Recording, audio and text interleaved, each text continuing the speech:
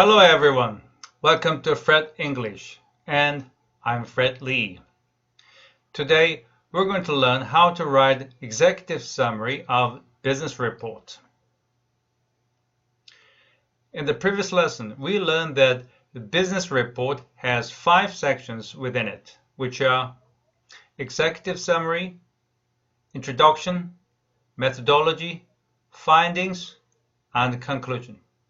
But today we'll get focused on writing executive summary. Now let's look at the characteristics of executive summary of a business report. First, what's the function of a executive summary? An executive summary should provide the summary of the full report, which is short enough for the corporate executives to make a very quick decision upon it for their many issues or problems in business situations. And what should be included in an executive summary? An executive summary should include the subsequent sections of a business report, which follow the executive summary itself, which are introduction, methodology, findings, and conclusion, which we have already discussed. For this, we can say an executive summary is a small replication of those sections following executive summary itself. All right. So executive summary should summarize all the sections other than the executive summary within the business report. Now, the question is, how is a piece of an executive summary organized within the business report? Now we know that an executive summary summarizes all the subsequent sections. So we can use those sections as a tool to frame or organize an executive summary.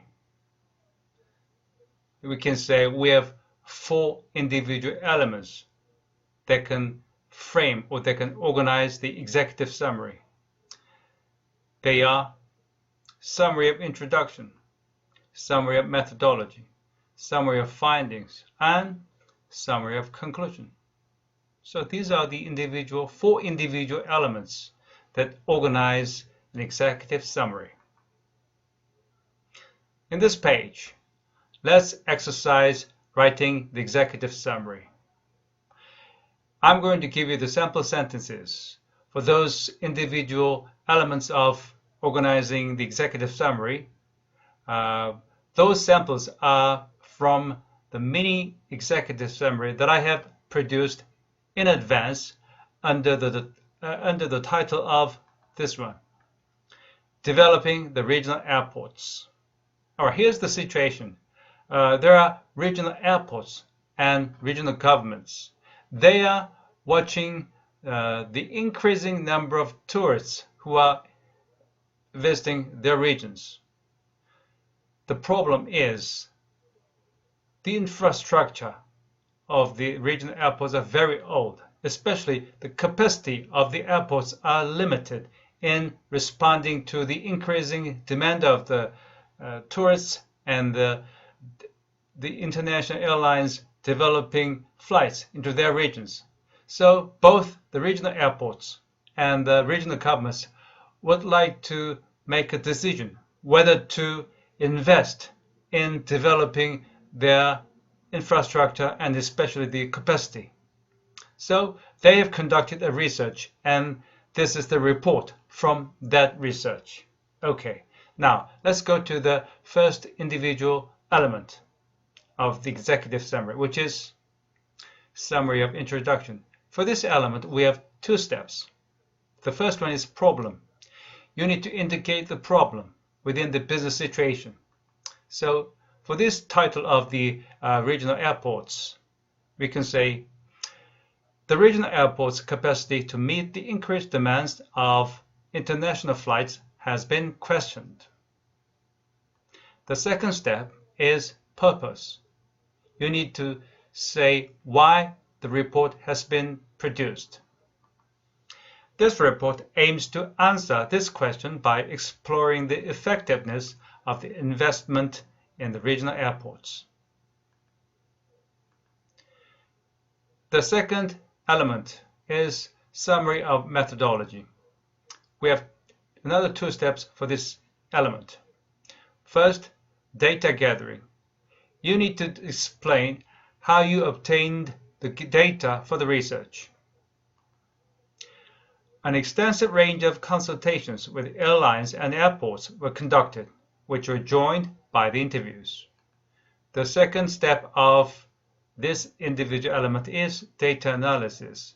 You need to describe how you analyzed the data obtained from the research. In addition, quantitative analysis of the departmental performances gave the overall size of the demand for the regional flights. These data and the analysis are very important for the decision makers of the business organization. The third element is summary of findings, and we have 2 steps for this element. First, the first answer.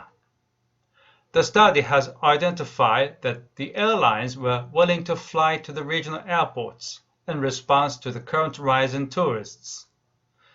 The second step, the second answer. However, the interviews with the regional airports identified the immediate need of investment for the improvement of the old infrastructure.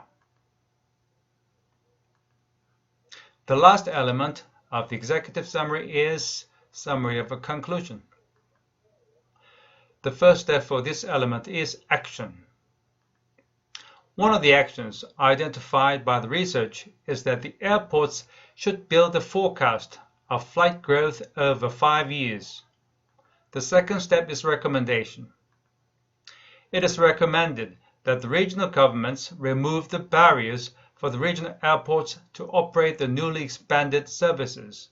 These 2 steps, action and recommendations, can contribute as decision that should be made by the readers of this report.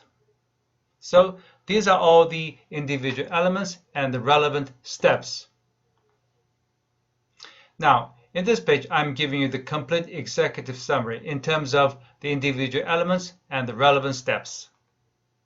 This paragraph is for the element of summary of introduction, the second paragraph for the summary of methodology, the third paragraph for the summary of findings, and this final paragraph for the summary of conclusion. And we have all the relevant steps for the individual element. Problem, purpose for the first summary, data gathering and data analysis for the summary of methodology, the first answer and the second answer for the findings element, and action and recommendations for the summary of conclusion. Now in this page, let me give you the expressions that you can use for the individual elements of an executive summary. The first element is summary of introduction. And the first step for this element is problem. For this step, you can say something has raised an issue of, or you can say it has been questioned that, or you can say it has been questioned whether. The second step for this element of introduction is purpose. For this step, you can say the purpose of this report is that, or you can say this report aims to. The second element of an executive summary is summary of methodology. The first step for this element is data gathering. For this step, you can say we conducted, and you can put the name of the data gathering tool, such as interviews. Or you can say questionnaire was employed, or you can say questionnaire was adopted. The second step for this element is data analysis. For this step, you can say quantitative analysis was conducted, or you can say a statistical method was used. The third element of an executive summary is summary of findings. And the first step is answers or results. For this step, you can say, it was discovered that. Or you can say, the research has identified that. Or finally, you can say, we found out that. The last element of executive summary is summary of conclusion. The first step for this element is action. You can say, the readers should take actions too. In this case, the readers refers to your readers or the client of this report. Or you can say, the immediate action should be taken to. The second step is recommendations. For this step, you can say, it is recommended that. Or you can say, we advise that. So these are all the expressions that you can use for the individual elements and the steps. Now, let me give you the model of writing the executive summary. The model is given in terms of the individual elements, which are summary of introduction, of methodology, of findings, and conclusion.